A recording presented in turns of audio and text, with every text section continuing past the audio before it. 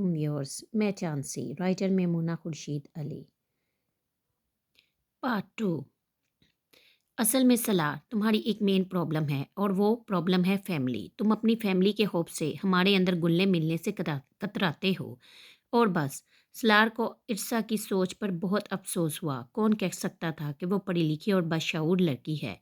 ऐसा कौन सा इंसान है जो अपना भला नहीं चाहता। सलार चबा चबड़ कर बोला तो अरसा इर्सा बिरक गई। हाँ, फ़कत मैं ही अपना बुरा चाहती हूँ, तभी खुद को पाबंदियों में जकड़े इस चार दीवारी में बैठी हूँ। है ना। सलार चुप रहा। ज़रा सोचो सलार, एक लम्हे के लिए सोचो। तुम्हारे बहन भाइयों की शादी हो रही हो और कोई तुम्हें इनसे इनकी खुशियों से दूर रहने के लिए कह दे, तब तुम्हें कैसा लगेगा।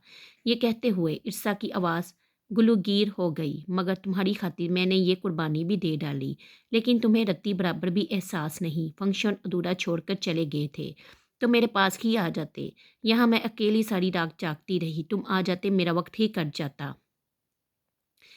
मैंने तो तुमसे ये नहीं कहा था कि तुम बिल्कुल ही फंक्शन अटेंड मत करना। सलार को एहसास हुआ तो नरम लहजे में बोला। इरसा ने फ़ौरन फ़ायदा उठाया। किस तरह आती? इस बुर्का में जो तुमने मुझ पर लागू कर दिया है। अपनी फैमिली में इस बुर्का की वजह से ठीक ठाक तमाशा बन गई हूँ मैं। हाँ, तो इस बात में गलत कौन सी है। औरत पे फ़र्ज़ है कि वो हर तरह से गैर मुहर्रम की नज़रों से पोशीदा रहे। तुम्हें हक़ की बात बताने में किस किस्म की शर्मिंदगी है। इसकी डिठाई पर इर्सा किल्स गई।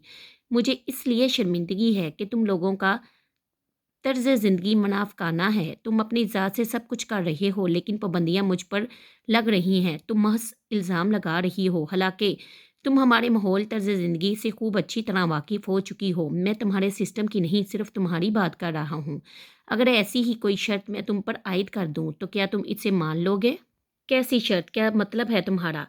तुम शरी दाढ़ी क्यों नहीं रख लेते? सलार, वो तंज कर रही थी। सलार एक लम्हे के लिए चुप हुआ, फिर कहने लगा, हाँ, दाढ़ी रखना तो आइन सुन्नत और सवाब है, और मैं क्यों नहीं रख सकता। सिर्फ ये बताओ, मेरे कहने पर रखोगे? वो बीच में बात काट कर बोली। तो सलार ने बड़े तहम्मुल से जवाब दिया, जब तक इस नेकी की तौफीक मुझे अल्लाह ना देगा, मैं कैसे रख सकता हूँ। महज दुनिया दिखावे के लिए, या सिर्फ तुम्हें खुश करने के लिए। जब मेरा अल्लाह मुझे तौफीक देगा, तब मैं ये सुन्नत भी ज़रूर अदा करूँगा। यही यही तो मैं कहना चाहती थी। नेकी की तौफीक अल्लाह देता है। इंसानों के जबर से नेकी का हक अदा नहीं होता। ये सिर्फ जबर होता है। अगर इस्लाम में जबर जायज़ होता तो तबलीग के ज़रिए नहीं, तशद्दुद से इस्लाम फैलाने का हुक्म आता। लेकिन ऐसा तो नहीं है। इस्लाम नरमी से दीन फैलाने का दर्स देता है। बड़ी बात है कि तुम मुझे दीन इस्लाम का दर्स दे रही हो। सलार तंजिया हंसा। इर्सा कलस गई। मैं भला कौन होती हूँ तुम्हें दीन दीन का दर्स देने वाली? तुम खुद बड़े दीनदार आदमी हो। इसके वाज़ह तंज पर सलार को सख्त अफसोस हुआ। सिर्फ दाढ़ियाँ और नमाज की आदत ही दीन इस्लाम की पहचान नहीं। इस्लाम हलाल और हराम की वाज़ह तमीज़ सिखाता है। खैर, मैं तुमसे कोई बहस नहीं करना चाहता। और बात सुनो, तौफीक भी अल्लाह की तरफ से इसे ही मिलती है। जो अल्लाह से इसका ख्वाह होता है। दिल में शर हो और मुंह से हम तौफीक मांगे, इस तरह तौफीकें नहीं मिलती। जिस वक्त तुम खुद अपने दिल से गलत और सही राह का तदराक कर लोगी, तब तुम मुझसे बहस नहीं करोगी। फिर तुम्हें मेरी बातें पाबंदियाँ नहीं लगेंगी। तुम खुद मेरे पीछे चलने लगोगी। हो ना हो, बड़े मौलाना हो ना तुम, जो मैं तुम्हारे पीछे चलूंगी। सारी रात तो तुम केबल पर फिल्में देखते हो, तब तुम्हें दीन इस्लाम याद नहीं आता। जहाँ मेरा मामला होता है, वहाँ तुम दीन फैलाने खड़े हो जाते हो। ये मर्द होते ही इतने कंजर्वेटिव हैं। अपने मामलात में कुछ और बीवियों के मामलात में कुछ और, वो जलकर कह रही थी। सलार को इसकी सती सोच पर शदीद अफसोस हुआ। वो घर में भी इसे यही कहती थी। तुम टीवी देखते हो, सिनेमा में नहीं जाते, तो क्या फ़र्क पड़ता है। तुम सिगरेट वगैरह नहीं पीते। हाँ, यारी दोस्तियाँ तुम्हारी भी हैं। तुम म्यूज़िक भी सुनते हो। तुम नाचते नहीं। तुम गैर महरम औरतों से बातचीत भी करते हो। हाँ, अलबत्ता इनसे हंसी मजाक नहीं करते, इनमें गुल मिलकर नहीं बैठते। तो ये तुम्हारा मुनाफिकाना रवैया ही तो है। हमारे यहाँ जो कुछ है साफ और वाज़ह है। बहरहाल दीन का दर्स तो तुम मुझे सारी ज़िंदगी देते ही रहोगे। रात राबिया की मेहंदी लेकर आ रहे हैं, राबिया के ससुराल वाले। अगर आपके घर वाले तशरीफ़ ले आएंगे तो हम पर बड़ा एहसान होगा। और हाँ, ये बता दो कि मैं कपड़े कौन से पहनूं। हो सकता है कि अब तुम्हें मेरे कपड़ों पर भी इतराज़ हो जाए। वैसे तुम्हारी इन्फॉर्मेशन के लिए अर्ज़ है, मैं चूड़ीदार पजामा, पशवास और दोशाला पहनूंगी। दोशाला के नाम पर तो तुम्हें खुश होना चाहिए कि मैं सर तपाऊँ इससे ढकी रहूंगी। तुम कहोगे तो मैं घूंघट भी निकाल कर रख लूंगी। सलार चुप रहा।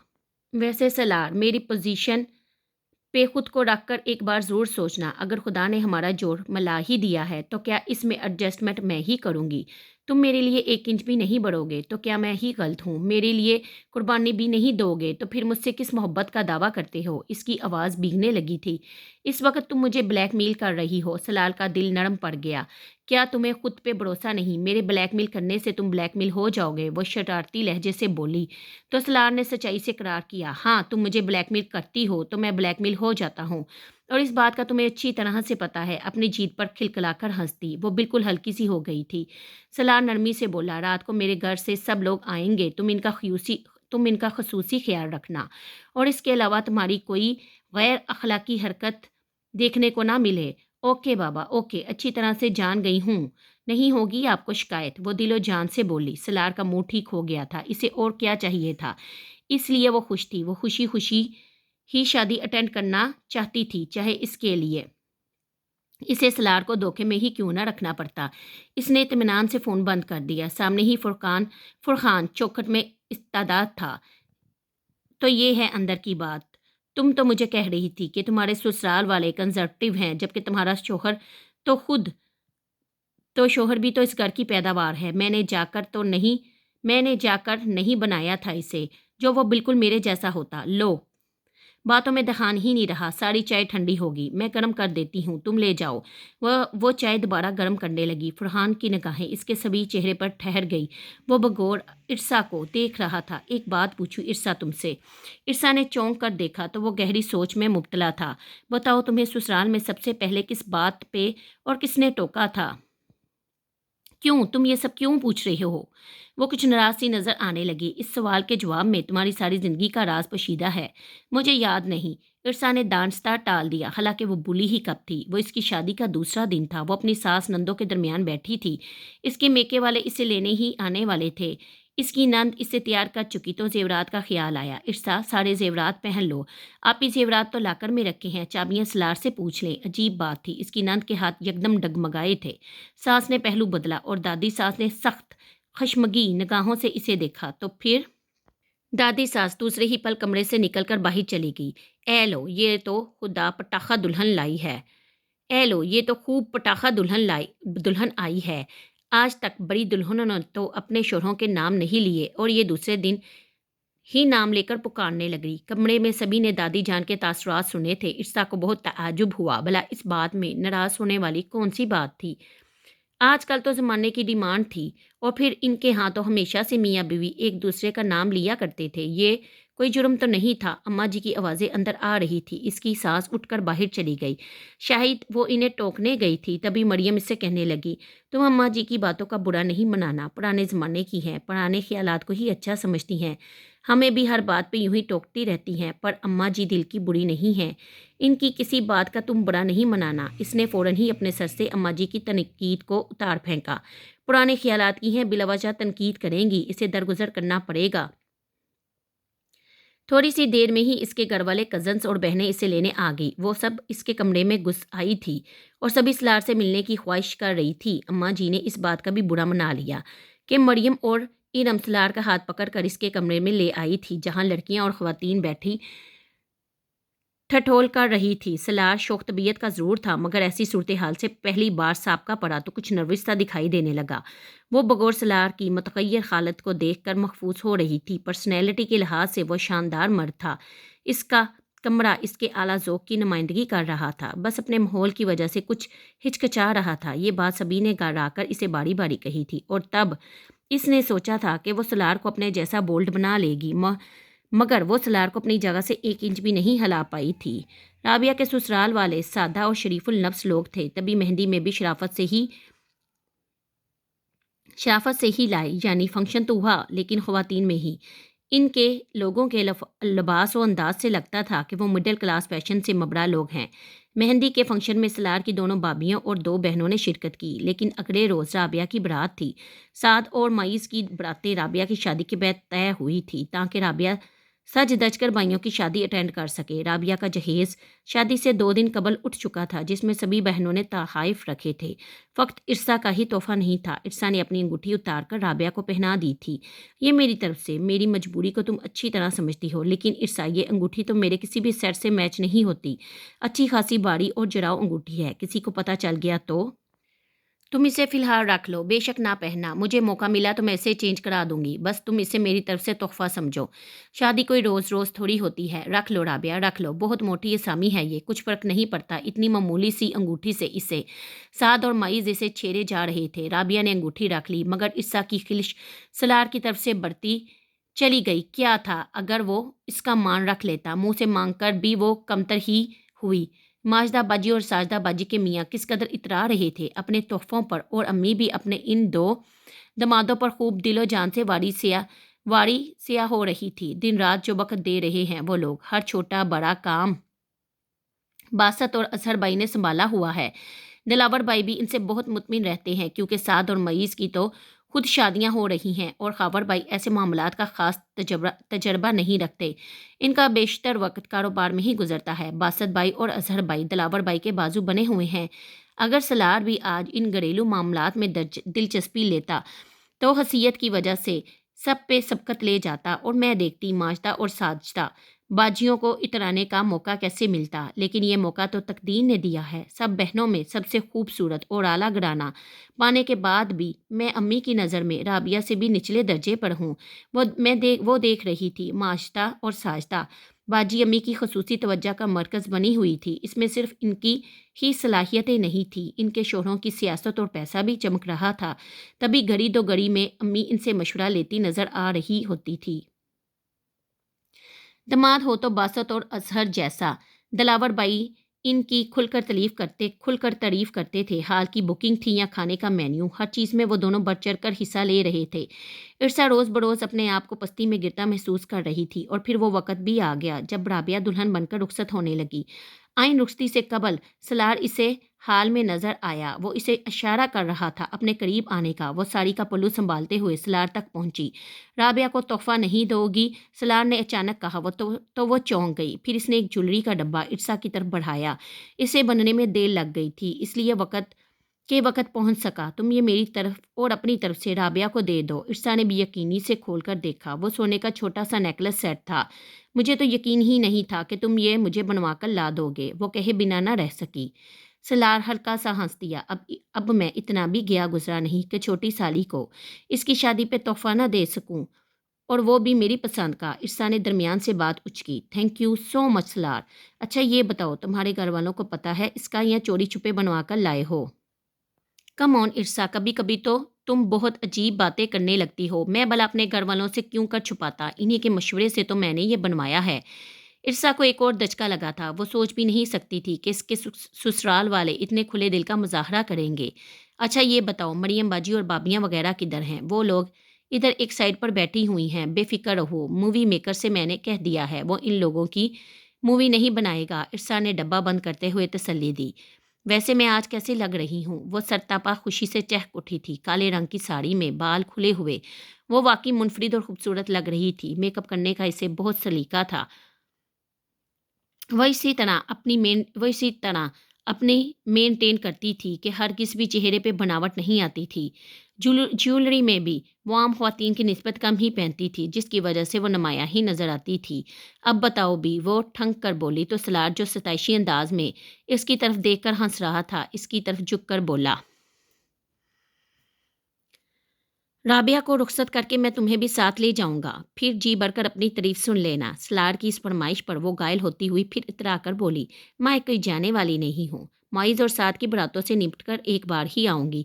ये ज्यादती है, वो बेचैनी से बोला। इर्सा यकदम बोली, खुदा के वास्ते जिद करने मत बैठ जाना, मैं तुम्हारी जिद्दों से बहुत तंग हूँ। अच्छा आओ, राबिया को तोहफा तो दे दो। नहीं बस तुम ही दे दो, मैं बाहर जा रहा हूँ। इन्हें इकट्ठा खड़ा देखकर मरियम और इरम इनके करीब करीब चली आई। ये तुम मियाँ बीवी किस बात पर झगड़ रहे हो? मरियम ने दरमियान में आकर टोका तो सलार खफीफ सा हो गया, जबकि इर्सा को मौका मिल गया। शुकवा कना अंदाज में बोली, देखिए ना मरियम और इरम आपी, मैं सलार से कह रही हूँ हम इकट्ठा जाकर राबिया को तोहफा देते हैं। ये کہہ رہے ہیں میں اکیلی دوں۔ ٹھیک تو کہہ رہی ہے ارسا۔ مریم نے فوراً سلار کی طرف دیکھا جو خواتین کے جنمٹ میں جانے سے ہچکچا رہا تھا۔ دیکھو سلار، جیسا دیس ویسا بیس، اب جب کہ تم تحفہ بنوا ہی لائے ہو تو جا کر اس کے ہاتھ میں بھی دو۔ مگر مگر مریم آپی، ارسا دے دے میں دوں، بات تو ایک ہی ہے۔ سلار، ارسا کا پورا خاندان وہاں اسٹیج پر اکٹھا ہے، اس وقت تم ارسا کے ساتھ جا کر تحفہ دو گے، تمہارے تحفے کا سب کو پتہ چلے گا۔ ارسا کے لیے دے گی تو اس چیز کی اتنی اہمیت نہیں ہوگی۔ ارم آپی نے بات ٹھیک کہی تھی، اس کی سمجھ میں آ گیا۔ وہ ارسا کے ساتھ اسٹیج کی طرف بڑھ گیا۔ ابھی وہ لوگ اسٹیج تک پہنچے بھی نہیں تھے، خواتین میں دلہا کی دودھ پلائی کا شور مچ گیا۔ دیکھتے ہی دیکھتے دلہا کے ہمراہ اس کے یار دوست بھی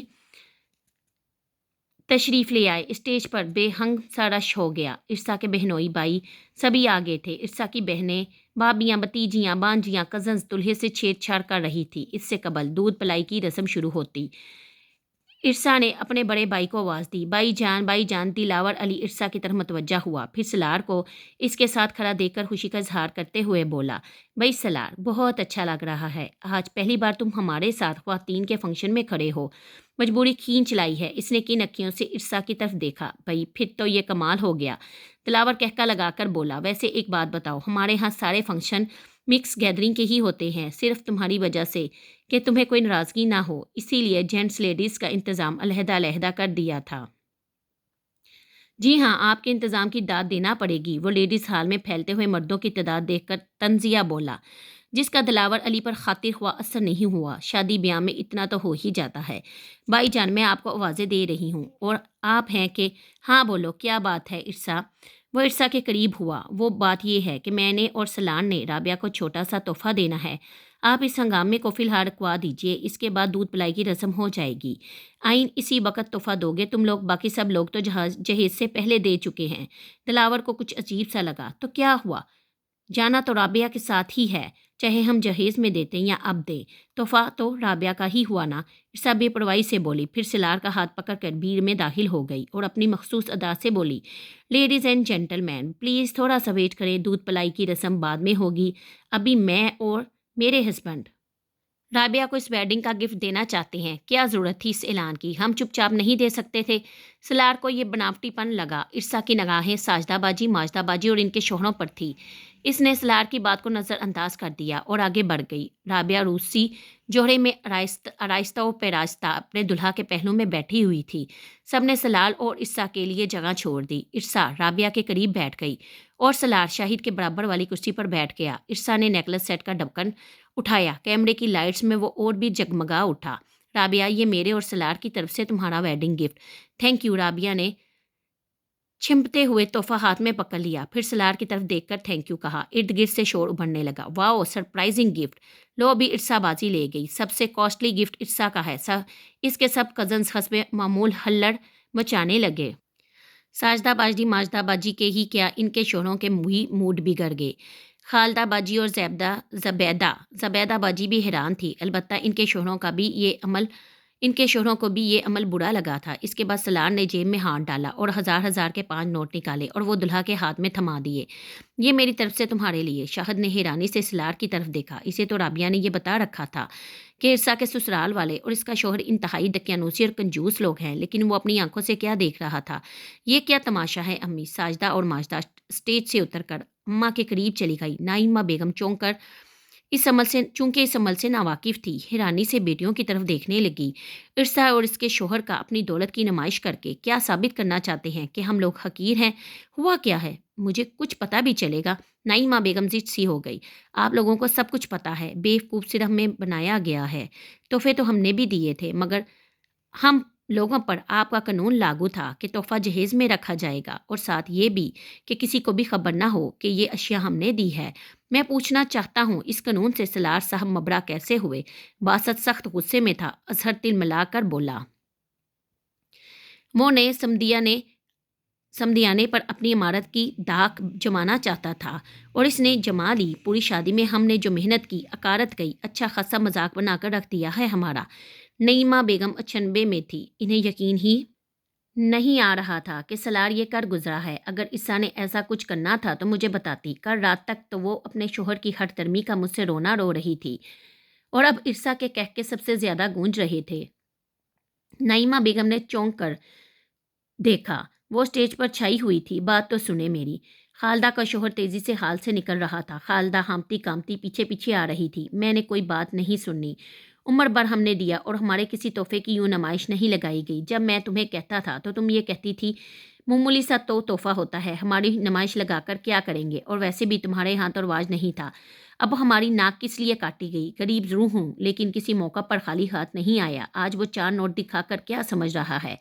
बड़ा कुछ दे दिया इसने। 20 साल में इससे ज्यादा दे चुका हूं और अब देखूंगा कि बाइयों के ब्याह का लेकर क्या आएगी। क्या बकवास है खालदा ये। नईमा बेगम को दमादों का यूं बिखरना एक आंख ना बाया। सिराज ने एक ना सुनी और हाल से निकल गया। इधर स्टेज पर आवाजें बढ़ रही थी कि वो दूध पिलाई की रस्म अदा की जाए। हम लोग भी जा रहे हैं। सही तो कह रहे थे सिराज भाई। नाक ही तो काट दी है इसने हमारी। अब सारी रस्में वही अदा करेगा। यके बाद दिगरे बासत और असर निकलने लगे तो सामने से फरहान आ गया। अरे भी ये क्या बदमस्की है? कहाँ जा रहे हैं आप लोग? दिलावर भाई उधर आवाजें दे रहे हैं। यकदम इस सूरत हाल को नईमा बेगम कंट्रोल ना कर पाई और सर पकड़कर बैठ गई। इस वक्त नईमा बेगम को इर्सा पर सबसे ज्यादा गुस्सा आ रहा था। जरूर इसने ये नुमाइश यहाँ लगाना थी। अगर अगर वो घर में भी दे देती तो नईमा बेगम हरगिज भी इतना कीमती तोहफा एकाएक की राबिया के हवाले ना करती, अपने पास रख लेती। और उन्होंने तो सुना था कि इर्सा इसे अपनी अंगूठी दे चुकी है, फिर इस ड्रामे की वजह। देखिए बासत भाई, ये वक्त गुस्से गिले का नहीं है। आप लोग इज्जत के साथ राबिया को विदा करें। बाकी जो मामलात है वो घर में बैठकर सुलझाए जाएंगे। हमने कोई मामलात नहीं सुलझाने। बासत गुस्से से गड़ाया। असर भी तनफन खड़ा था। देखने वाली बात यह थी कि फरहान बाहिर का लड़का होकर इनकी दिलजोई कर रहा था, जबकि साले इस मामले में दिलचस्पी ले ही नहीं रहे थे। दिलावर को या खावर को इधर बुलाओ, मैंने बात करनी है। नईमा बेगम ने फरहान से कहा। अभी वो फरहान से कह रही थी कि साद और मईज माँ की तरफ आते दिखाई दिए। अम्मी आपको दिलावर भाई बुला रहे हैं। दुल्हा को सलामी देनी है। दुल्हा को सलामी देनी है। दिलावर से कहो मेरी बात सुने। साद दौड़ कर गया और दिलावर से कुछ कहा। दिलावर ने जानबूझकर सुनी अनसुनी कर दी। अम्मी दिलावर भाई कह रहे हैं वो लोग रुश्ती के लिए शोर मचा रहे हैं। रात काफ़ी हो गई है, आप स्टेज पर आ जाएं। इधर मुसलसल फरहान बासत और अजहर को ब्रीफ करने की कोशिश में लगा हुआ था। साजदा और माजदा के तेवर सख्त खराब थे। इनके शोहर नाराज हो गए थे और दिलावर भाईजान को फिक्र ही नहीं थी। कल तक तो इनके बगैर एक कदम नहीं उठाया जा रहा था। आज कितने मज़े से वो स्टेज पर रस्मों में मशगूल खड़े थे। देखो बासत और असद, जो हुआ गलत हुआ। देखो बासत और असहर, जो हुआ गलत हुआ। फिलहाल तुम लोग इज्जत के साथ राबिया को रुखसत करा दो। हम इस मामले को बाद में देख लेंगे। नईमा बेगम दमादों को मनाने पर मजबूर थी। अब देखने के लिए बाकी रह ही क्या गया था। बासत और अजहर की निगाहें सलार पर थी, जो दिलावर के पहलू में खड़ा खुशकपियों में मगन था। सवाल ही पैदा नहीं होता कि अब मैं इस रस्म में शामिल हो जाऊं। सिर्फ तुम ये बताओ कि तुमने मेरे साथ चलना है या रुकना है। बासत गुस्से में बीवी से पूछ रहा था। साजदा माजदा परेशानी से एक दूसरे को देखने लगी। देखो बासत, अम्मी सही कह रही हैं। सारी बरादरी के सामने तमाशा बनने से बेहतर है कि हम लोग खामोशी से राबिया की रुख्सती में शामिल हो जाएं। बासत ने जहरीली निगाहों से बीवी की तरफ देखा। वो चिल्लाकर कहना चाहता था, क्या था अगर दिलावर आकर इन्हें स्टेज तक ले जाता। सलार के सामने दो कुड़ी की भी इज्जत नहीं समझते थे वो लोग।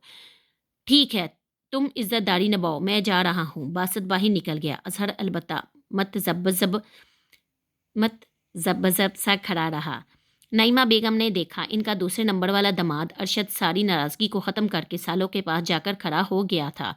ज़ुबैदा भी इसके साथ ही खड़ी थी। खालदा कुर्सी पर बैठी रो रही थी। सिराज धमकी देकर चला गया था, जबकि बासत के जाने के बाद साजदा मतसब्बत सी खड़ी रही, स्टेज पर ना गई। और नईमा बेगम ने आखिर बेटी तो रुखसत करना ही थी। फिलहाल इन्होंने चशमपोशी से काम लिया और साथ के हमरा स्टेज पर चढ़ गई, जहां सबसे ज़्यादा रौनक इरसा ने लगाई हुई थी। इरसा बहुत अरसे के बाद अपने असली मूड में दिखाई दे रही थी। बारी बारी सारी रस्में हो गई। इरसा ने पूरे 25,000 रुपये दूध पलाई के लिए थे। वो मरहला भी आ गया जब राबिया को रुखसत करना था। अजहर रुखसती के फ़ौरन बाद ही चला गया। रुखसती के बाद चारों बड़ी बहनें टोली बनाकर बैठ गई और इस बात पर इजहार करने लगी कि आज जो कुछ हुआ बिल्कुल गलत हुआ। नईमा बेगम भी वहीं बैठी थी। तकरीबन सभी मेहमान जा चुके थे। खाल खाली हो रहा था। इरसा समेत अपनी फैमिली को لے کر جا چکا تھا۔ سعد اور معیز اپنی فیملی کو لے جانے کا بندوبست کر رہے تھے۔ وہ کپڑے چینج کر کے ڈریسنگ روم سے باہر آئی تو سلار کا موڈ آف ہو گیا۔ یہ کیا بکواس ہے؟ میں جلدی مریم اور ایرم ماپی کو چھوڑ کر آیا ہوں اور تم نے چینج بھی کر لیا۔ میں بہت تھک گئی ہوں سلار، اب بس ایزی ہونا چاہتی تھی، وہ نخرے سے کہتے ہوئے بستر پر لیٹ گئی۔ سلار چپ چاپ چینج کرنے چلا گیا۔ وہ باہر آیا تو ارسا نیم دراز ٹی وی دیکھنے میں مشغول نظر آئی۔ ایرم اور مریم آپی تمہاری بہت تعریفیں کر رہی تھی، پورے حال میں چھائی ہوئی تھی تم۔ سلار کی تعریف پر ارسا کی آنکھوں میں غرور تیرنے لگا اور اس کی گردن تان گئی۔ وہ تھی ہی اتنی خوبصورت، اس کا حق تھا کہ سب اس کی تعریف کریں۔ بالوں میں برش مار کر سلار بھی بیڈ پر آ گیا۔ اچھا یہ بتاؤ، یہ تمہاری بہنوں اور بہنوئیوں کو اچانک کیا ہو گیا تھا؟ کیوں غائب ہو گئے تھے وہ اسٹیج سے؟ پتہ نہیں، وہ دانستہ ان جان بڑی تو سلار ہنس دیا۔ میرا تو خیال ہے کہ تمہیں اچھی طرح سے پتہ ہے۔ کس بات کا؟ ارسا نے معصومیت سے سلار کی طرف دیکھا۔ تم نے جو گفٹ دیا تھا، لگتا ہے انہیں تمہارا مہنگا گفٹ اس طرح سب کے سامنے دینا پسند نہیں آیا۔ سلار کے لہجے میں طنز تھا۔ ارسا کو چبھن ہوئی۔ نہیں، شاید تمہیں معلوم نہیں، ان کے گفٹ بھی کاسٹلی تھے، ارسا نے جتایا۔